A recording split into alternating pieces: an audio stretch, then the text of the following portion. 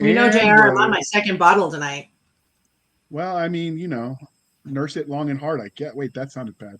Anyway, hey, all I you can tell crazy Mel you said that. Hey, all you crazy sci-fi and fantasy fans, it's time for your daily dose of shenanigans over here at the Blasters and Blades podcast. Just three nerdy veterans geeking out over our science fiction passions and fantastical fantasies. A place where magic is king, the sky is the limit, and space is the place. The podcast where we put the fun in dysfunction. So without further ado, Mr. Matthew Hellman, can you please introduce yourself to our listeners and viewers?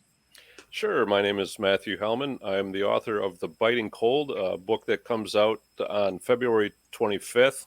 It'll be available in bookstores wherever you live. I've also written the novel Solomon's Seal and a novella called The Hawthorne Blow. And I currently live in Michigan's Upper Peninsula, so we're buried in snow right now. Okay. Snow is bad. The white devil. Snow is. I hate it. Are you a It's snow fan? Handrift from the sky. Yes. I like the snow. My wife loves it. Of course, I'm the one doing the snow blowing when I can't get my teenage son to do it, at least. Okay, having never used a snowblower, the few times we got snow, I had to actually use it shovel the old-fashioned way. Does it make it easier and manageable, or is it still a suck fest? It's still kind of a suck fest. It's not nearly as bad as it would be without it, though. I can tell you that. We just got about 24 inches over the last 2 days, so yeah, having to move that by hand, no thanks. So I suppose I shouldn't rub it in and tell you I just had to turn my air conditioning on. Yeah, don't do that. You know what? Okay. I've shoveled snow, but I've never gotten a chance to use a snowblower. Our drill sergeants wouldn't let us do that. Oh, God. How rude of them. All right, so this is the part Next of thing the you know, they're intro. going to say this to make our lives miserable. Well, that's their job by definition. So this is the part of the introduction where we tell you how we first found them. So I'm pretty sure that Matthew came to us through Mel Todd, a friend of the show. But Doc, did you meet him at some clandestine Dragon Con bar operation? We can't talk about that. That would be classified. Yeah, that's all classified. Can't talk about it. All right. Well, what happens at the Dragon Con bar stays at the Dragon Con bar. I understand. Don't bring home anything you can't wash off. That's solid life advice, generally speaking. As a sergeant in the Army, I gave it to my Joes a lot. And don't marry her just because she says she loves you. All right, I'm already taken anyway. Yeah. I'm taking two. Yeah, you know, I was my actually popcorn and wine lady would really be upset with me. I was speaking more of the advice I gave the Joes because sometimes they like to go to certain establishments and you get enough liquor in anybody and tricaris is flowing. It's an ugly thing. But Doc, save me from these horrible stories on our family friendly show and ask the religion question.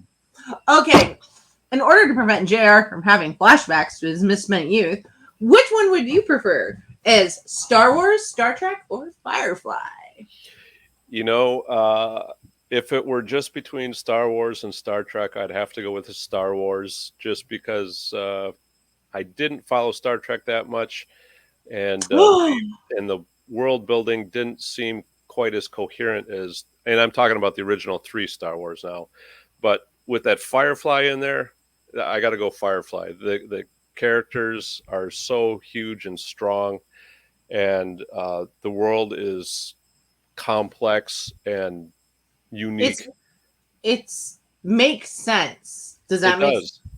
It does. And you're like, okay, I can see a correlation from this to that. Like you can see that there are some dots that you may not know between the A and the F, Yep, absolutely. And the characters is what really made it for me on that one. So the characters are amazing. They are. And no matter what they tried over there at Fox, they can take our love, they can take our land, but they cannot take me where I cannot stand. Is it sad that I know the lyrics? Yes, indeed.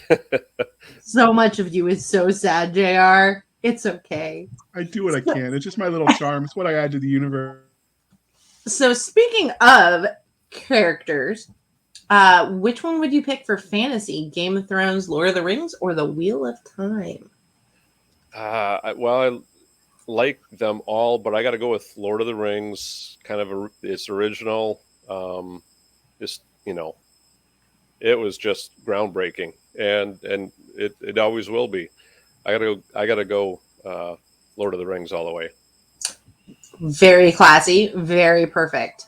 So, we, as you know, and anybody who's listening should realize by now, we love both our sci-fi and our fantasy. But which was your first love? Fantasy is what captured me originally, and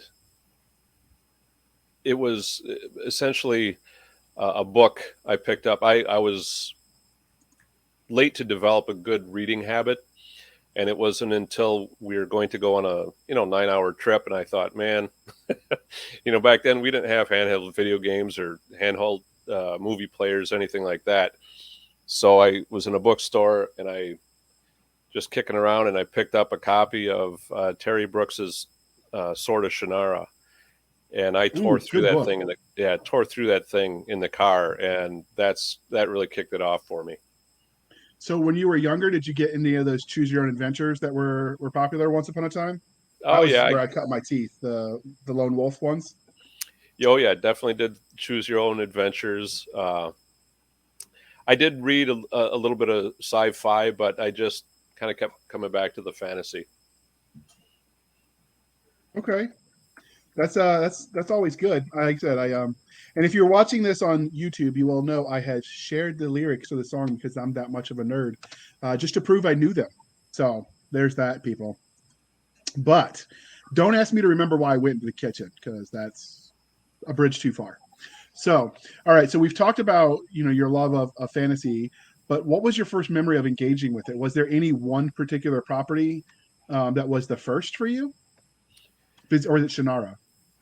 Shannara was really what kicked it off. But yeah, I did, as a child, play do Dungeons and Dragons. That kind of really opened up my imagination, because that was something that was, all done in your imagination.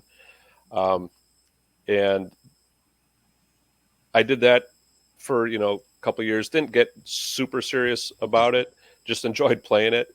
But the reading, the Shannara books really got me going. And of course, Lord of the Rings was actually the second set of books that I read in the fantasy genre. But yeah, so it was the books and D&D, if you will, that really got me interested in kind of the speculative fiction. Okay, so what is it about speculative fiction as a genre that you love so much? The fact that you can create whatever you want. You can create the rules. You are the god of whatever universe you want to create. So physics can be different. Math could be different if you want. And I really like to be creative and think outside the box.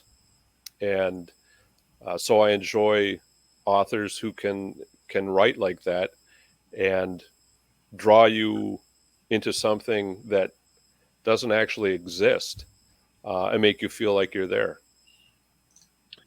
Just for a point of clarification, if you're listening at home, the create your own math, I tried that in school. When I got something wrong, I told them, no, I was just inventing new math. And they did not believe me. So I did not pass. So just remember, when you create your own math, it cannot be an actual math class. It doesn't work. Good point. Just thought I'd clarify all you people listening at home. So how did your love of speculative fiction, of the genre that is, transition into you writing stories in that space? Well, I essentially, I guess if you look at the old writer's trick of asking what if, I would find myself doing what ifs that would immediately launch me into a different world, something that didn't exist, something that was new and unheard of, if you will. And that's kind of what pushed me in that direction, was simply every time I asked those what if questions, it wasn't something coming back to a serial killer or historical fiction where you're putting a different twist on things that really happened. It always took me into like the supernatural, or science fiction or fantasy realms. Oh, forgot to unmute myself. That's an excellent answer. All right, Doc, you got to top that with the next question. Can you do it? So a lot of authors have real life experiences that really form who they are as storytellers. Can you give us any specific ones that you might have had? Sure. I was probably about 14, 15 years old and deer hunting in Wisconsin. And if you've never been in the woods when it's getting dark, it's a unique experience, especially if you have a creative imagination. And I was sitting there, and the darkness kind of encroaches from the horizon on a slow, steady pace. And you have to be out of the woods before it's dark, but it's it's getting pretty dim before you're out of the woods. And I was sitting there, and all of a sudden I heard an ungodly sound. I think it was probably a rabbit screaming, probably got hit by an eagle or an owl or something. And it was making a racket, and whatever had it was taking it through the woods at an incredible pace. So it went from about my 2 o'clock position all the way around to 11 in about 3 seconds, and just beyond the horizon. The hair on the back of my neck stood up, and I had that chill, and it was just like, wow, that was creepy. And that feeling was something that I was like, man, how do you capture that with words? How do you capture that on paper? And that was something that I try to capture when I'm writing a scene that I want to really kind of creep people out. I try to put myself in the situation and what would trigger all those senses to heighten. What would trigger the senses to, your eyesight to start narrowing, your pulse to quicken, the hairs on the back of your neck to stand up, and so forth.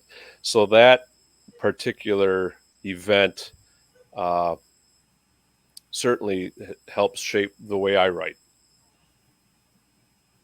Okay. So it's the ability to describe and feel all of the sensory data. That's what is often left out by new authors. So it's interesting that's what would draw you in to start with. Yeah, it's something that, like I said, when I read good writing, if they can elicit those feelings in me, that's something I strive to do as well. And I've had other experiences that I can't really talk about that were just chilling. And I can't talk about it because it was work related. But it was chilling and really kind of made me scratch my head. Let me put it that way. Okay. Well, speaking of work related, normally we would ask people about their time in the U.S., if they served in the military, not necessarily U.S., because that does affect the kind question. Well, I wasn't. We worded it different, and I wasn't sure. Sometimes you don't like those. I and you can didn't answer read, me. you dumb butt. Are you sure? I mean, I heard you went to Georgia College. That's not like, it's like a real college. JR. Oh, she's gonna hunt me down and kill me in my sleep now. Considering All where right, you Doc. went, I don't think you have any room to say anything. And I have 2 degrees as opposed to your 1, so I trump you. No, that's just because you failed to commit. All right, ask the question. I committed many acts of sleepless nights. Matt, it's like going to work with your sibling. You just bicker nonstop, but people like listening to it, so it's all good. That's good. I will beat you with my shoes, and they're stinky, and they're covered in chemicals. So, well, speaking of senses, I guess. So, while it's not military, we love the law enforcement as long as it's not coming for JR's grammar. He's good. So you've mentioned that you served in the law enforcement with all of those fancy alphabet people. So do you feel like your time over there has affected the stories you tell? Oh, absolutely. Yeah. I mean, being in federal law enforcement, especially being able to investigate a variety of crimes and violations, you meet so many different personalities and different types of people. We're obviously exposed to a lot more of the dregs of humanity as well, so that can affect how realistic you can make a character. And honestly, sometimes I worry about being too blunt, if you will. I don't want to write anything that like gore, if you will. I'd like to keep things frightening and scary, but without being gratuitous in the gore and slasher type stuff. But yeah, I've met so many just really Characters? characters that, well, if you think of Silence of the Lambs, the Hannibal Lecter type, and I mean, I've met and arrested people who you would never want to talk to or touch or look at because of the nature of the violations they've committed. But I've also met people who are incredibly smart, who are not criminals. So it can really, really open up the avenue of The where type you of can, people you're meeting, for yeah, sure. yeah.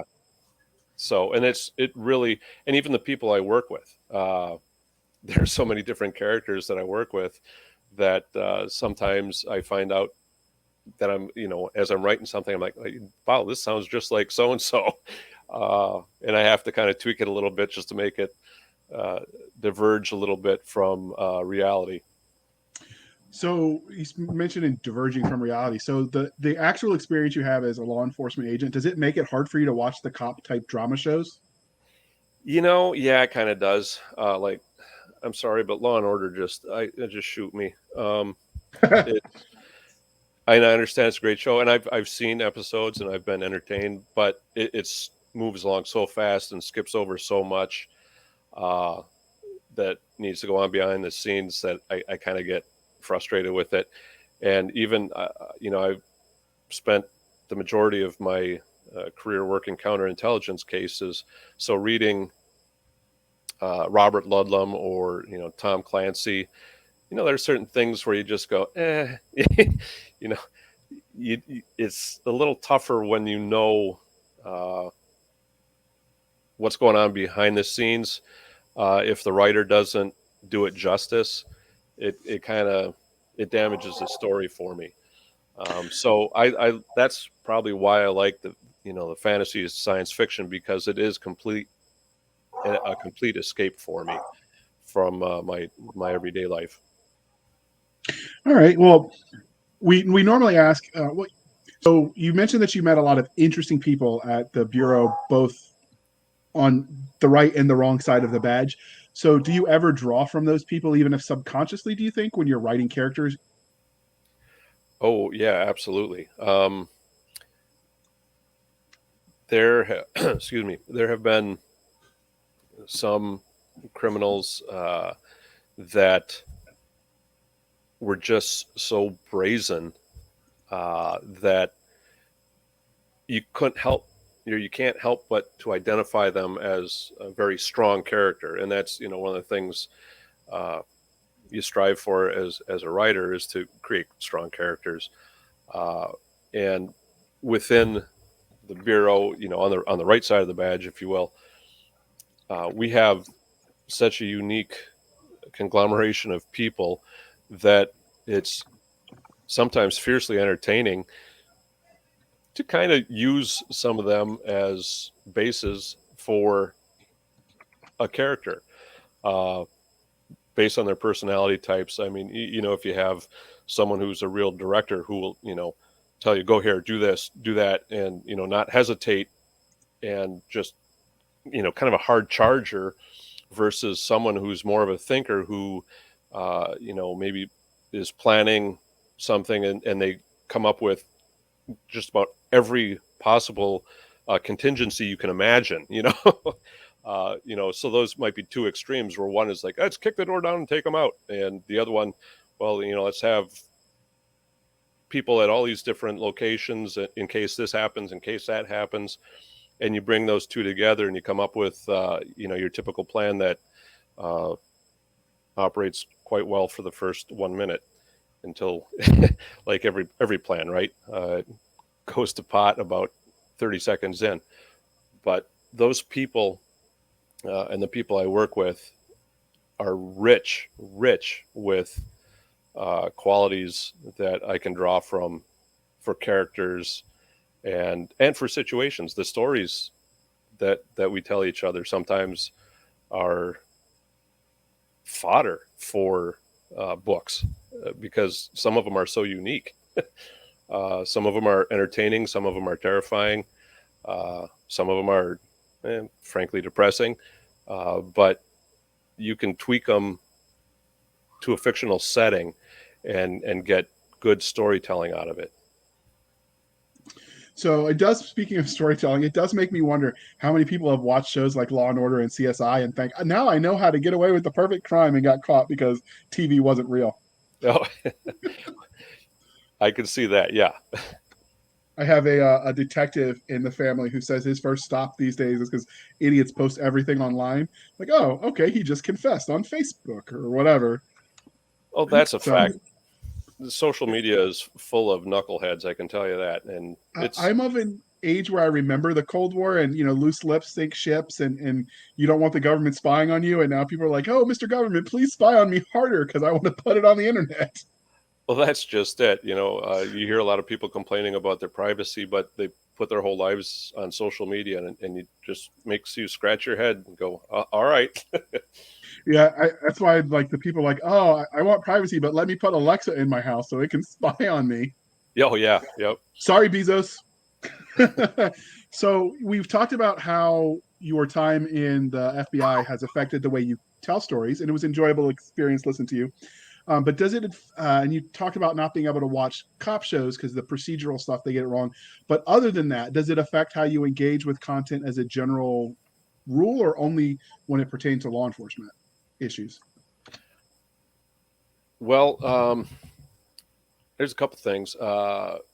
With writing, if I get into anything that touches on a law enforcement procedural, that obviously has to go through an approval process with the Bureau before it can be published to make sure I'm not putting out anything that is closely held or what have you. But that's part of the reason I also like going into the speculative fiction where I'm creating a world. I can avoid the law enforcement aspect altogether, so I don't have to go through that approval process. I mean, the Bureau doesn't care if you're writing, a fantasy or a horror novel if there's nothing, FBI sensitive in there. But it's listening to it, watching it. You really do appreciate when they get it right. I'll tell you what, and more they do get it right because authors and writers of screenplays do better research now. They talk with people who are doing the job, so they do get it right most of the time. But every once in a while, there is a whiff where you just go, "Oh, really? Come on! You did everything else right. How did you mess that up? That one was simple," or at least in my opinion, simple. To the layperson, they may never realize that it was a miss. But so it's interesting to see how different writers of all media put the stories together that are supposed to kind of represent what I do. It can be frustrating, it can be entertaining, it can be funny. But they are getting better at it. I can give them that. Well, I think one of the things that has helped is the government agencies writ large have realized that fiction can be good marketing, and so they have been more willing to reach out to authors that had questions and answer them with as much non-sensitive information as possible. So it's not unheard of to be able to just call the FBI, PR office and or fill in the blank organization and be able to actually get some of the answers from the source, Oh, which I think absolutely. has made a huge difference. Yep. So, and that's the funny thing is sometimes you could be too good at it, and then you'll end up with people calling you. So, for instance, the people with you mentioned Tom Clancy, the government called him because he got so much right about the subs in the '80s that they wanted to know who was feeding him information. They had in the '70s one of the James Bond characters had one of those mouthpieces. It was like an underwater swim thing that was supposed to let him breathe just through his mouth. And the government actually reached out and wanted a copy of that so they could issue it to their special forces people. It was like, no, it's not real. Yeah. He was really just holding his breath. Yep. So it's funny that sort of interaction between fiction and reality when it comes to those organizations. Oh, So absolutely. transitioning a bit away from JR's nerd out there, into some fan stuff. Have you spotted someone reading one of your books in the wild? I have not. Of course, then when I'm in the wild, it's usually literally the wild. But I have had other people tell me they've seen. Oh yeah, I saw someone reading your book today, which was kind of cool to think that there's just some random character out there reading my book. That is awesome, and they must have liked it, so that's great, right? Because they're not reading it just because they know you. Right, Which, right, yeah, exactly. Like I look at my mom and I'm like, yeah, you only say that because you know me. So, but So hold on, before we move on, this is a point where we should also remind you, if you're that random person out there reading it, be sure to leave a review. That helps. Oh, yes, absolutely, yeah. Most definitely review everywhere that you can. And but transitioning into some fun stuff, have you had any fun fan interactions since you started writing? Well, there was, I don't know, is it so much an interaction, but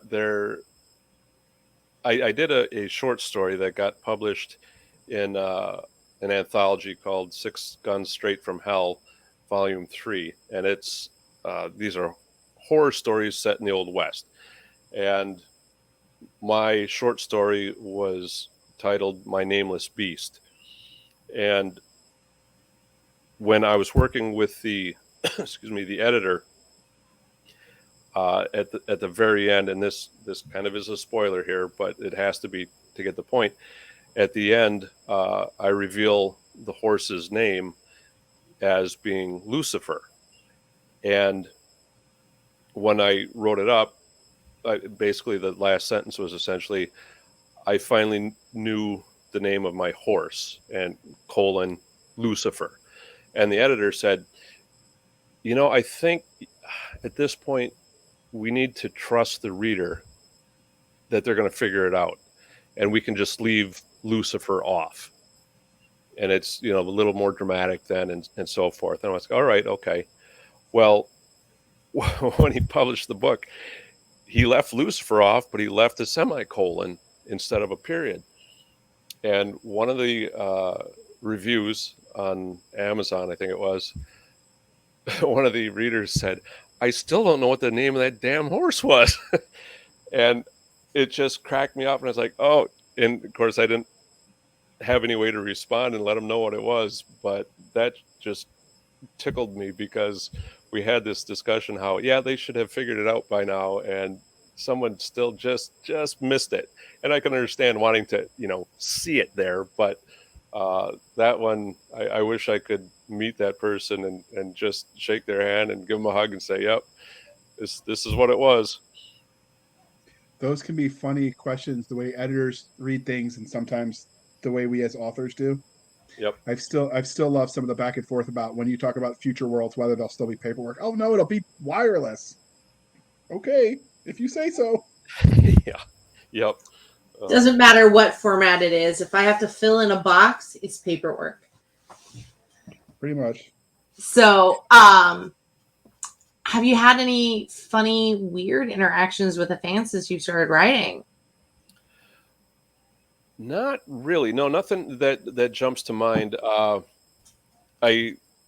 there is one individual who's a friend of mine who, when he found out that I was writing and had written some books, he picked them up and read them and would just love them. And he seemed completely flabbergasted by the fact that I could write. So that was kind of entertaining to see him kind of looking at me like, dude, this was really good. Like he was surprised. And I'm like, well, thank you. But, you know, I was going to ask, why do you sound It's so one of surprised? those, can you sound less surprised at that, please? Yeah. I understand this. I've had that discussion. Exactly. So what would you do if you were coming on a scene and the person you're going to arrest was actually reading your book when you showed up? Would you like maybe put the cuffs not so tight on them that time, or how do you think you'd react to that one? Yeah, that's a good question. I if I had to arrest someone who was reading my book, I might say, you know, okay, listen, you need some time to finish that, or do you want me to just tell you how it ends? You know? Well, sounds like they would have nothing but time, so maybe leave them something to keep them occupied. Yeah, exactly. Yeah, you know what? Hold on, close that. You're going to have plenty of time later. You know, you're going to want to read that later. All right, sorry, that was just a random thought that popped into my head. They happen that way. Look, squirrel. Yeah. He doesn't have many thoughts, so we let him voice them as many as he can in a day just to see how far he gets. But having said that, can you give us the highlight Reader's Digest version of your body of work so far? Sure. So my first novel is called Solomon's Seal. It was kind of a demon story, if you will. As a matter of fact, after I wrote it, got it published, I discovered the TV series Supernatural and was watching that, and I thought, you know, dang, this book could kind of be an episode, if you will, or more of a spin-off movie from Supernatural, because there were a lot of similarities in what was happening in that book. Essentially, a family, the soul of their unborn child is stolen by a demon, and they have to find and kill the demon before she gives birth, or the child will be born permanently possessed. And that was a fun story to write. I started that one when we were living in Saratoga Springs, New York, and that kind of sprang up out of a what if moment. And it's kind of funny because I don't even think the what if moment ever appears in the novel. I think I ended up cutting it out of there. But that that was my first novel. That was published in 2019. Then I did a novella that was published in 2020 or January 2021, excuse me. And that was called The Hawthorne Blow. And that's a ghost ship story. I did that as kind of just a fun, it's a horror story, but it's not, again, super gory. It would be appropriate for, middle-aged and up, because not a lot of, harsh language or anything in it. I think that's just a good ghost story that takes place in Houghton, Michigan, which is up here in the Upper Peninsula. With Lake Superior being right here, you got to kind of write something about Lake Superior. And that's kind of where that came from. And then The Biting Cold is my new one that is coming out February 25th. It's available, and I'm looking forward to seeing that one fly off the shelves. So, and if you're watching this over on the YouTube, you can see that's the cover that's up. So obviously that's what we're here to talk about. So how did you come up with the premise for this story? Was it psychedelics, Ouija board, overindulging in hot chocolate on a cold winter night? well, I fell out of a tree stand and landed on my head, and when I came to, this was floating around in there, and that's kind of the way it came out. Actually, this particular story, there is, and it's referenced in the book, up in Copper Harbor, Michigan, which is where the story takes place. And for your listeners who aren't familiar with the Upper Peninsula of Michigan, and unfortunately there are a lot of corporate giants who aren't familiar with the Upper Peninsula of Michigan, and they leave it off of maps. But there is a peninsula attached to Michigan's Upper Peninsula that juts northward into Lake Superior, and that's called the Keweenaw Peninsula. And basically up at the tip of that is Copper Harbor. Now, the Keweenaw Peninsula gets, you're talking around 300 inches of snow every year, a lot of snow. So we like going up there and visiting Copper Harbor. It's beautiful. And there is kind of out in the woods, it's not a public place, but there is a petroglyph, a carving on stone of a Viking ship. And there's been a lot of debate about, is this, legitimate? Did Native Americans carve this after seeing a Viking ship out in Lake Superior? Did that get put there, in more recent history and just as a, piece of art? And there's debate both ways, whether it's, really old or not so old. Anyhow, that particular carving kind of sparked an idea in my head that perhaps it was a marker left by the Vikings for some purpose. And from that, I created the Biting Cold. Okay, so before we begin to the Biting Cold, which is what we're here to talk about, we're going to take a second. The cover's already on the screen, but can you tell us the story of this cover? Did you see this when you fell out of the tree stand as well? No. The lighthouse does figure prominently in the story. But the cover itself, a good friend and colleague of mine named Dan Bennett, who was chief of police and director of public safety at Michigan Technological University for several years. He and I were buds, and when he found out I was writing this book, he is also a photographer, and he said, well, shoot, if there's a photograph of mine that you want to use for the cover, let me know. And he shot me a ton of photographs, and this was actually done from one of his photographs. And then he used Photoshop, I believe, to add the snowy effects. But he essentially designed the cover art, and I'm very thankful to him for having done that. Unfortunately, he died this past fall before being able to see it come out in print. But I'm going to provide some copies to his family with signatures, sad, of course. But that it's touching that he is now immortalized wherever, as long as this book exists, his art exists. So yep. There is something to that. So, right, before we continue, dear listener, dear viewer, we're going to pause for a second where we shamelessly shill for the man. When a strange symbol is found at a burned-down historical site, Houston arson investigator Emmy Aninzo goes to work. As mysterious and inexplicably hot fires break out across the drought-ravaged city, she finds herself digging through the ashes of history. It's a race against time to track down the serial arsonist and explain the seemingly impossible heat of the fires. As strange evidence begins to pile up, Emmy wonders if the arsonist is insane, or even worse, possessed. Can Emmy and her colleagues find and stop him before the entire city burns? Parsec Award-winning author Paul E. Cooley wraps ancient mythology around an eerie contemporary tale that will leave you burning for more.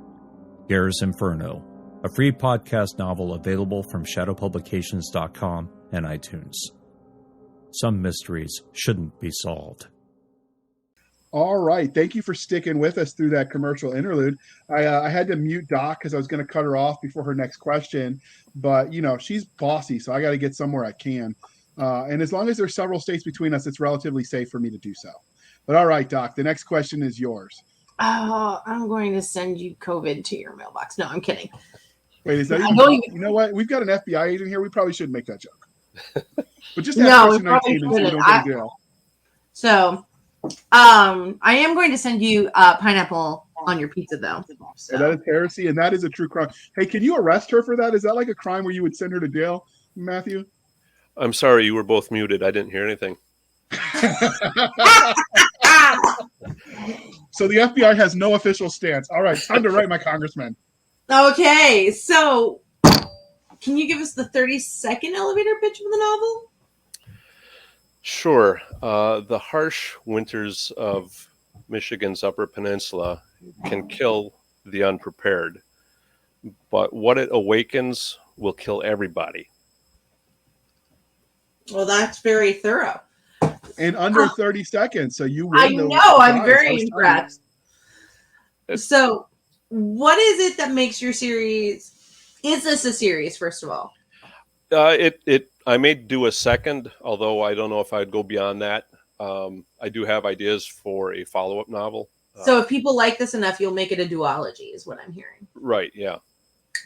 Yep. That is a legit answer. So... And when you type duology, WordPerfect does not believe it's a real world, and it keeps trying to correct you. Well, I don't care. I'm just throwing it out there. JR, you can throw whatever you want out. Doesn't mean it's going to stick. So, you've talked some about kind of the world creation, but what is it that you think you really took in the way of tropes and really hit on with this? Well, this particular novel, trope-wise, it's a crucible. So the group of characters is essentially cut off, which, like I described, with 300 inches of snow a year, doesn't take much of an imagination to figure out how you could get cut off. But it's a crucible story. Another central trope, if you will, is kind of the parent-child conflict that could be resolved if anyone knew how to communicate. So those two those two figure prominently in this novel. Okay, so we've mentioned that this, because there's a speculative fiction podcast, so obviously it fits in speculative fiction. But what subgenres or genres other than that do you feel like this story fits into? Well, thriller and horror, of course. I like action. I don't like, well, I can't say I don't like, when I'm writing, I like to write action. This one, I do spend a little more time kind of laying out the characters at the beginning, which was a little bit tough for me. I did throw some action in there, trust me. But so there is the thriller element in this book for sure, because I enjoy reading it and I enjoy writing it as well. And of course, the horror aspect, again, this has kind of an unusual horror aspect that most people aren't going to see coming. And I did that intentionally, I think probably because I admire the way Stephen King can take things that that everyone knows about, spiders or dinosaurs or whatever, and he can just make them so doggone creepy that and horrible in some way that he can make an entire story about it. I'm thinking like The Mist, for example, and I wanted to do something similar to that. So without going into too much spoiler detail, it's something that most people won't see coming. They might start to figure out just before the reveal. Okay, so does that, if you mentioned, with some of the horror stuff you mentioned, does that mean you're also a fan of the old Hitchcock stuff and The Birds, the movie that came out, because it sort of has that same creeping horror vibe to it? Yeah, Hitchcock, yeah, kind of. I was a little more partial towards the Twilight Zone, kind of the weirdness style horror, if you will. For example, I don't recall the name of the episode, but it was the one where a guy shows up at a couple's home and says, here's a box, and if you push the button on the box, you will get $1 million. And you have 24 hours to decide. But understand this, if you push the button on the box, someone somewhere in the world, someone you don't know, will die, and you'll get the $1 million.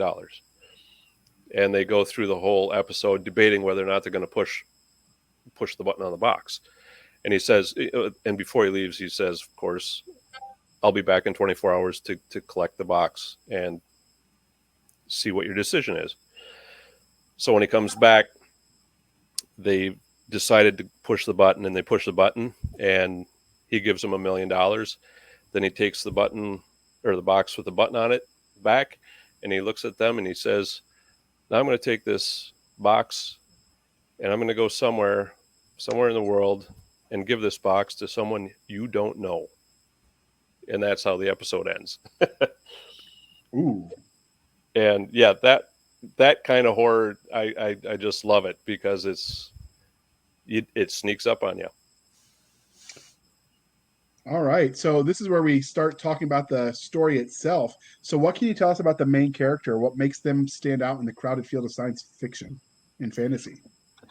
Well, as I told you before, I am a fan of the everyday man, and he is the everyday man. He is a fishing charter captain in the summer and runs a plow service in the winter, but divorced, has an estranged son who has to join him up in Copper Harbor when his wife passes. But he is resourceful and never gives up. Up here in the Upper Peninsula of Michigan, there's a lot of people of Finnish descent, and they have a phrase, it's for people and their quality, that's called sisu. And what sisu is kind of guts, determination, stick-to-itiveness. And Bill, my protagonist, has sisu. He doesn't give up. He doesn't panic. He's stoic, but he doesn't give up. And I think because he's so normal, he doesn't have superpowers. He's not, some great marksman or anything like that. I think he's relatable. And most people have met someone like Bill. And that's something I think will attract readers to him and make him a sympathetic character. So he's got sisu. He could be your next door neighbor. Like I said, wanted to try to create that every guy that someone knows. Okay. Are there any secondary characters that were especially memorable for you when you were writing this story? Yeah, there's a couple of them actually. One is a brewer, and that's one of my pastimes. I'm a home brewer, and I know a lot of the local brewmasters in town here. But there's a character. Her name is Trillium Joy, and she goes by Trill. And Trillium is a wildflower that grows up here in the spring. And she's what we would refer to as a Yooper hippie. Yooper being someone from the Upper Peninsula. She's a Yooper hippie, a teenage girl who is very into nature. She spends her spare time pulling invasive weeds, things of that nature, loves nature, but won't hesitate to kill a deer to call the herd, because it has to be done. And She is outdoorsy. She is resourceful and very easygoing. And I think everybody's going to love Trill because of the type of person she is. I certainly enjoyed writing her. Okay. Everybody needs a hippie in their life, I guess. I guess, yeah. The brewer, he's kind of a hoot too. He's a guy who enjoys his energy drinks, and So what is he brewing? Beer. Yeah, okay. He works. I used to brew cider, so I used to brew hard cider. So okay, I would like to get into that, but I just don't know chemistry well enough, and that's all too sciencey. So dude, I just if buy it at 11 the Bravo store. can do it, you can do it. I'll figure it out one day. One day I'll get it right. I tried to make some and it was undrinkable. So, but Doc, your favorite question, the evil villain. That's not my favorite question, but it is a fun question because I am a villain. We all know it. So, do you have a main villain that you can talk about, or is it too much of a spoiler? Well, there is obviously the main villain, which I can't really talk about, but the secondary villain, there is certainly one that Bill, the protagonist, butts heads with for sure. And as far as confronting him, Bill is kind of frustrated in this particular story because he never really gets to. That's not to say that he isn't confronted by proxy, but yeah, he is kind of well, everyone will identify him as the resident jerk for sure. So he's a good villain. People will identify with him. They'll go, oh yeah, I know that kind of person. I guess that's enough said without spoilers. That's good because we do not like spoilers. We want you to buy the book and read the book, people. So, and if you said this is wide, so it is not in Kindle Unlimited, correct? Right. It's on ebook. It'll be paperback. You can order it from your local bookstore. So yeah, anywhere you go, you could walk in and say, "Hey, can I order a copy of The Biting Cold by Matthew Hellman?" And they say, "Oh, let me look." Yep. And they can order it. Some bookstores in some of the cities, kind of in the Midwest here, may have it on the shelves very soon. But yeah, you'll definitely be able to order it. And yeah, it's available for purchase on Kindle, Kindle Unlimited. I don't recall how much it'll be off the top of my head, though. So will it be an audiobook as well? It may eventually be an audiobook as well, too, although right now there are not plans to do that yet. Okay. All right, Doc, you get to ask your next favorite question, which is what I say every time when I need a segue, whether it's her favorite question or not, if you haven't noticed. JR's not very creative. That's why we make him do the worksheets every week. So, how would your characters react if they knew who you were and they ran into you in like a dark alley? I'd probably get a couple different reactions.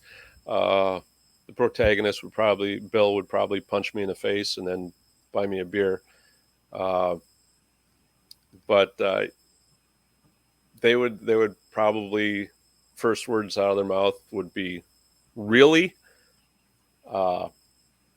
Whiskey Tango Foxtrot. Because it is kind of an unusual situation that they are put through. It was fun writing, but I'm sure I would not want to go through it. I can tell you that. So I would have thought you would have gone with make you a beer instead of buy you one, because then you could do a callback. But beer is still good, so you win. Yep. All right, Doc. I couldn't help myself with the beer question, which is why we really should get a sponsor that's a beverage company, because we talk about it so much. You'd think we had problems. You have many problems. I'm fine. All right. So go ahead, Doc. I was going to ask about Archetypes if he has a favorite one. Do you mind? So Do you have a favorite archetype, Matthew? I do. I really like the outlaw or the rogue archetype. Um, they just, I find them to be endlessly entertaining and so easy to use for entertainment. Uh, Having said that, obviously the everyday guy is something I feel I can write pretty consistently. Uh, but without the rogue, it's kind of like, comedy duos. You got to have, the straight guy, right? Uh, and I have to throw other characters in there, and the rogue or outlaw is my favorite to use because they are so unpredictable. Okay, so this is the part where we look behind the curtain to see how the sausage is made. So, when writing this book, The Biting Cold, were there any cool scenes that you cut that would make an interesting story for our listeners? Yeah, there was a scene, yes, that involved Trill and Bill's son Brandon, and essentially I was going to, because Brandon is kind of a city boy with no outdoor skills yet. Uh, he was going to be with Trill in the midst of all the bad that's going on, and forced into a position where they had to uh, bust through some ice on Lake Superior in order to swim through the entrance to a cave. Uh, and once inside the cave, there were some other things were going to happen that I can't really discuss. But that one, I really wanted to work it in, but just the way the flow of the story went, it wasn't going to work. And I wanted to use it because that's how resourceful Trill is. But it would also show Brandon's kind of a trace of that Sisu in Brandon as well. Because I can tell you what, if you walk around up here in the middle of winter, last thing you want to do is jump into the water. Although there are people that will go swimming in the lake in the middle of winter. There are people who do stupid things every day. Look at JL. They call it refreshing. I call it no thanks. But for someone who's not used to that's something I think that would put them in a really desperate situation, because now you're wet, you're in a cave, in the middle of winter. Yeah, nothing good can come of that. So it would have been something that would really show Trill's resourcefulness. Okay, so finally, what can you tell us about the universe itself? In many stories, the world where the story takes place is as much a character as a protagonist and an antagonist. So what can we expect in this world? Is it just modern Earth, sort of with the magical undertones, or is there more to it going on? Yeah, it's kind of Earth as it exists today, but in the Keweenaw Peninsula, which there's not good cell service up there. You are removed from a lot of technology. You're removed from light. The trees are densely packed together, and the snow is unbelievably deep. I did some videos on TikTok just showing how walking around in the snow without snowshoes would be just unimaginable. I tap trees, maple trees in the springtime, and I always have to put on my snowshoes to go in to do it. And on occasion, when the snow is just a couple days old, and you go in, even on snowshoes, you'll sink up to your knees. And then every time you pull your snowshoe up, it's covered with snow. And I've gone 100 yards and just been sucking wind. And I work out a lot. And if you've never experienced that, you have no appreciation for how horrible having to run for your life through snow like that would be. And you couldn't drive a snowmobile through these trees. There's no way. I mean, it's just too dense of forests. And so it's a very unique environment up here. no cell phone service. It lent itself very easily to the Crucible. But it is basically God's natural world up here. Okay, that is a good answer, and this cold scares me, so I don't want to go anywhere near it. So I'll leave that for you. Brave people who want to play in the snow, give me a hot Virginia sunshine any day of the week and twice on Sunday. But speaking of, Doc, the next question is yours. Is it? Yep, 31, because he already answered some questions. See, this is how we try to look professional, and I typed the comments in there for you, dear listener, so Doc can like pretend like she knows what she's doing, but you know what? I'm going to have to dock her pay this week. Jesus. JR, what are we going to do with you?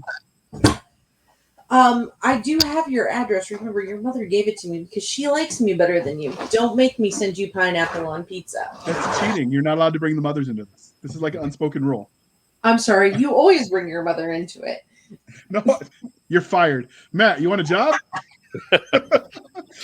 All right, Doc. Ask the question.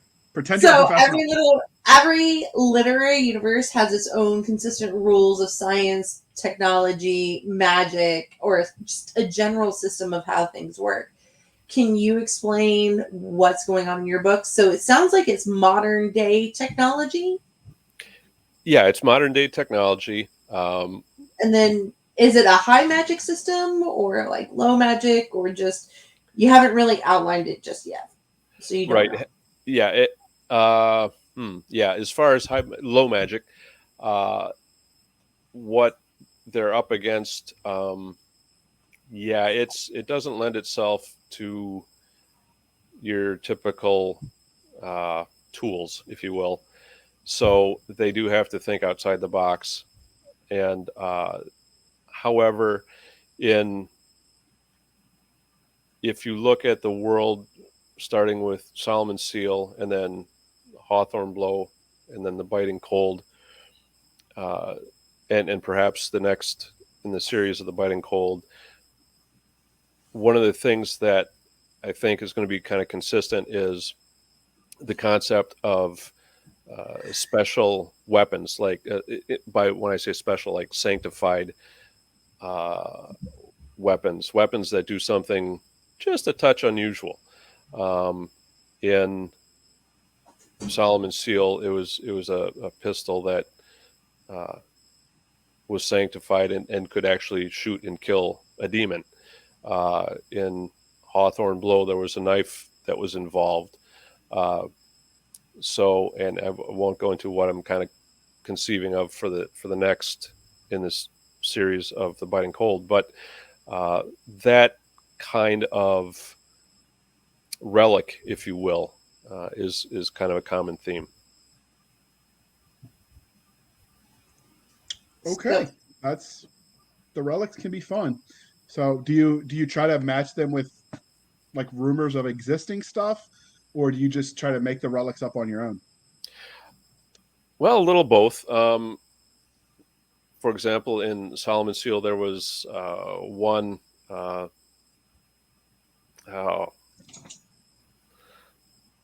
a dagger made of a special wood from South America, Palo Santo. Anyway, I can't remember the name off the top of my head, which incidentally also made an appearance in one of the Supernatural television episodes. But so I do take some basis in truth. And I like all of these things to be essentially kind of centered on some true thing somewhere in history. I used, the petroglyph here in the Biting Cold, and I made up a legend of the entire village of Copper Harbor disappearing once before without a trace. But that concept is taken from true events that happened up in Canada in the early 1900s. Really? And also there was a village up in Canada, the little trappers village, or an Inuit village, I'm sorry, that a trapper would frequent. And he got there one day and there was literally no one there. And he was like, what's going on? And there were plates left on tables with food on them, like people just up and left. And they never figured out what happened to the village. And it's still kind of a creepy question because no one knows. It was kind of like the colony in Virginia that disappeared a long time ago. At least they had a clue on that one. Croatoan was, scrawled on a tree. I was just thinking about that one. But yeah, the one up in Canada, they never had a clue what happened to them, and that's something I used in this story. So it's fun to use reality. Oh, well, as a matter of fact, the Hawthorne Blow is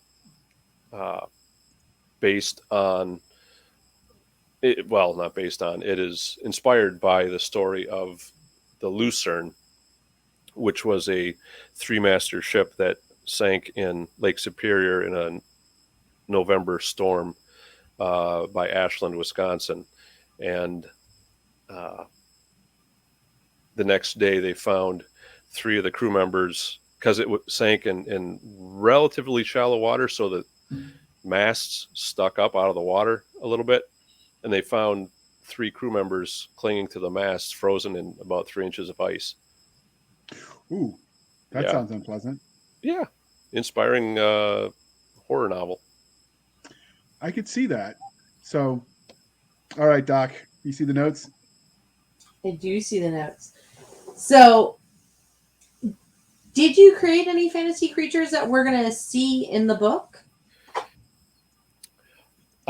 Create? No, not necessarily. I do utilize some and kind of I base my creatures, if you will, on things people already kind of are familiar with, some mythology, science, what have you.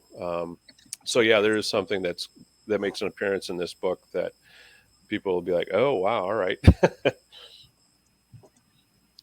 Okay. That sounds relatively creepy. So the interview is winding down, but before we wrap up, was there anything about the biting cold that we didn't ask that you wanted us to know before we move on? Anything about it that I would like you to know? It is a good representation of the spirit and hardiness of the people who live up in the Upper Peninsula of Michigan. If you've never been up here through a winter, I invite you to come up here and join someone for a good long stay, and you'll see just how hardy and tough the people are up here. And it's a good insight into that spirit. Okay, that is a good selling point, I guess. So before we let you go, dear listener, this is where we like to remind you that your reviews and your thoughts on these books matter. So please be kind and speak your mind on the reviewing platform. Your reviews help the right readers find the right books. So wherever this book is sold, on all the different places, it is a wide traditionally sold book. Leave a review there. If you can't leave a review there because you checked it out from the library, then leave a review on a website that you created just to leave book reviews. You'll be a popular person. Authors will love you. And rumor has it when they get their 100th, 5th star review, they get a free unicorn. So, do your part, people. All right. So where can listeners or viewers find you, Matthew? Well, I do have a website that I kind of keep upcoming news on, and that's MatthewHellmanAuthor.com. I'm also on Twitter at MatthewHellman5. I'm on, I've got an author profile on Amazon. I'm on Facebook, Matthew.Hellman.7549. That's long and ponderous. But if you look for Matthew Hellman Author on Facebook, you'll probably find me. And I'm also on Instagram, M. Hellman Author. And lately, just recently, I've started putting videos up on TikTok as well that kind of tell or kind of teasers for the novel and for my novels. So you could check me out there as well, and that's at M. Hellman Writer.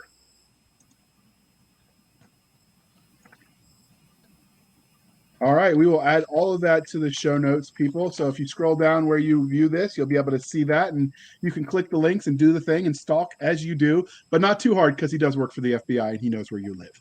So you can follow us on Twitter at twitter.com/SF_fantasy_show. Let me try that again a second time. Hopefully I'll get it right this time. Twitter.com/SF_fantasy_show. You can email us at blastersandbladespodcast@gmail.com. blastersandbladespodcast@gmail.com. If you want to send the hate mail, make sure you put in the description it's for Cisca because she answers all the hate mail. She loves that stuff. You can follow us on Facebook where all the shenanigans happen at facebook.com/groups/Blasters and Blades Podcast. Again, /group/Blasters and Blades Podcast. You can follow us on our website at anchor.fm/Blasters Tack and Tack Blades. Again, anchor.fm/Blasters Tack and Tack Blades, where you can also support the show for as little as 99 cents a month. You can help keep the lights on and keep our cheery disposition entertaining you for many more episodes to come. Because who doesn't like to listen to bickering teenagers, right? I mean, sure. And then finally, you can support the show at buymeacoffee.com/author J.R. Handley. Again, buymeacoffee.com/author J.R. Handley. Be sure to put in the comment section that is for the podcast, and I promise I will keep my co-hosts, Doc Cisca and Nick Garber, duly intoxicated. They will drink until their liver surrenders. Never surrender. Don't be stupid, JR. All right, Doc, bring us home. Okay, thank you for spending some of your precious time with us. For the heartfelt love of Nick Garber, who is still absentee, I get to drink his rations, though. JR, I am Cisca. This was the Blasters and Blades podcast. We'll be back next week, same time, same place, indulging our love of cheesy jokes, nerd culture, and all things that go boom. And of course, pineapple on pizza.